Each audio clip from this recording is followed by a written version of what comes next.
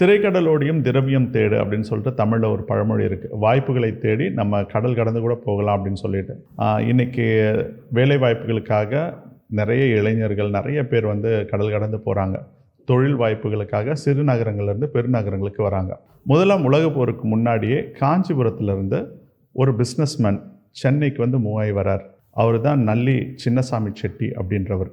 ஒரு பிளான் பண்ணி பனகல் பார்க் ஏரியாவில் அவருடைய கடையை வந்து கிரியேட் பண்ணுறாரு. ஸோ அவர் மொத்த குடும்பமாக அவர் வந்து ஷிஃப்ட் ஆகி வர்றாரு. அந்த காலத்தில் அது வந்து ஒரு மிகப்பெரிய ரிஸ்க். ஸோ அவர் வந்து அந்த ஷிஃப்ட் பண்ணி கொண்டு வந்து கொஞ்ச நாள்லேயே வந்து வேர்ல்டு வார் ஸ்டார்ட் ஆகுது. So world war, first world war, second world war ரெண்டுமே கண்டினியூஸாக பேக் டு பேக் வருது. அந்த சமயத்தில் மெட்ராஸ் சிட்டியே எல்லாருமே காலி பண்ணிட்டு ஓடுறாங்க. ஆனால் அவர் வந்து திடமாக அந்த இடத்துல இருந்துட்டு ஒரு நாள் கூட கடையை க்ளோஸ் பண்ணாமல் அந்த கடையை நடத்தி இன்றைக்கி நல்லி சில்க்ஸ் அப்படின்ற ஒரு மிகப்பெரிய பிராண்ட், ஒரு விஸ்வரூப பிராண்டை உருவாக்குறதுக்காக வித்திட்டவர் தான் அவர் நல்லி சின்னசுவாமி.